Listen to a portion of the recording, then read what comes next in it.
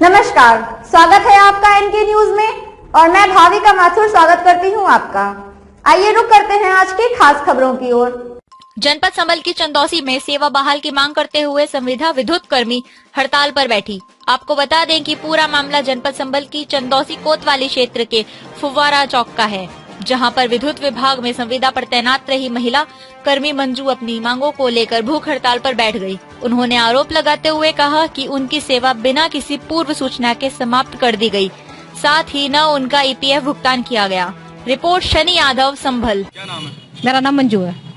भूख हड़ताल पर क्यों बैठी हैं? भूख हड़ताल पे इसलिए बैठी हूँ क्योंकि मैं सन 2018 से बिजली विभाग में काम कर रही थी। सन 2019 में हमारे ऑफिस में नए पुनीत दुबे जी आते हैं और जिन दिन से वो आए हैं उस दिन से पता ना उन्हें मेरी जातिगत लेके इतना भेदभाव रखा है उन्होंने कि 24 घंटे कि आप इधर ना बैठो, आप मेरे ऑफिस में मत आओ, आप ये मत करो, आप वो मत छुओ। मैंने उनका अनुसरण करा, इतने पे भी उनका हमारे महोदय जी का मन नहीं भरा, तो जगह पे जगह अपने साथ वालों को आंख मारते हुए कि मैडम आपको ये सुनाई दे जाता है, मैडम आप ऐसे ये कैसे कर लेती हो। मैंने फिर भी उसके टालती रही, मैंने चलो अधिकारी से कहने दो। सुनाई वाली बात क्यों कहते हैं वो? है ये उनसे पूछो ना, मेरा क्योंकि कान से दिव्यांग हूँ ना मैं, इसलिए मेरी दिव्यांगता का उसने मजाक बनाया, मेरी जाति गात को लेकर वो बातें बनाता था। इसके बाद भी जो पहली बार लॉकडाउन लगा था उसने मुझसे साहब अपने जेई साहब से कह दिया कि मंजू जब मर चाहे सिम बंद कर लेती है, इससे सिम ले लो। मैंने उनसे कहा साबित कर दीजिए, आप साबित कर दीजिए या आप लिखित में ले लीजिए। उसकी सारी बातें फेल हो गई तो उस समय तो चुप लगा गया। फिर उसकी दूसरी बार जो लॉकडाउन लगा था उसमें भी उन्होंने मुझसे बदतमीजी की, तो एसडीओ ऑफिस में झगड़ा भी हुआ था जिसमें मेरे संविदा कर्मी बीच में पड़े थे, समझौता करवाया था।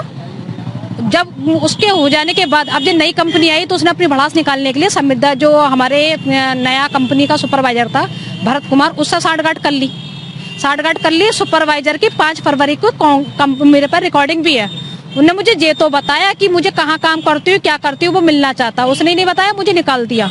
मैं काम करती रही 5 फरवरी तक मैं पूरी फरवरी काम करा। 2 मार्च को सरकारी सिम बंद हो गया। मैंने 9 मार्च को लिखित में कंप्लेंट दी थी। हमारे पुणे नितिन पारासर भैया हैं, वो बेचारे मेरे फेवर में गए थे, उन्होंने दे के आए थे, उन्होंने मोहर भी लगाई अधिकारियों ने, तब भी नहीं बताया, नितिन भैया को भी नहीं बताया कि मुझे निकाल दिया। तो मुझे तो सपने नहीं आ रहे थे।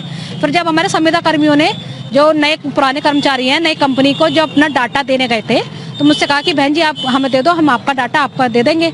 मैंने डाटा दे दिया, मेरा डाटा भी उन्होंने रख लिया। मैं काम करती रही, पूरी फरवरी काम करा, पूरी जनवरी काम करा, वो फरवरी काम करा, पूरी मार्च काम करा। अप्रैल में सबकी सैलरी आई। जब सबकी सैलरी आई, मेरी सैलरी नहीं आई। मैंने जेई साहब से पूछा वरुण कुमार से, तब वरुण कुमार ने मौखिक रूप से बताया कि मुझे निकाल दिया गया, मैं विभाग में नहीं हूँ।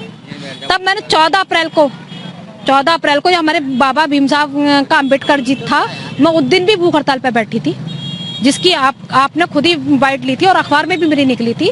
उसे मैं एक्शन साहब महोदय ने आश्वासन दिया था कि आपकी कोई गलती नहीं है, मैं करवा दूंगा। तो पुरानी कंपनी से सैलरी तो दिलवा दी, पुरानी कंपनी से ना मेरा ईपीएफ क्लियर हुआ आज तक, ना नई कंपनी से सैलरी मिली है, ना मुझे कुछ बताया गया है। अतः मुझे मेरी 3-4 मांगे हैं कि मुझे पुरानी कंपनी से ईपीएफ क्लियर कराया जाए, नई कंपनी से सैलरी दिलवाई जाए। तो ये थी आज की कुछ खास खबरें। बने रहिए हमारे साथ और देखते रहिए एनके न्यूज। नमस्कार।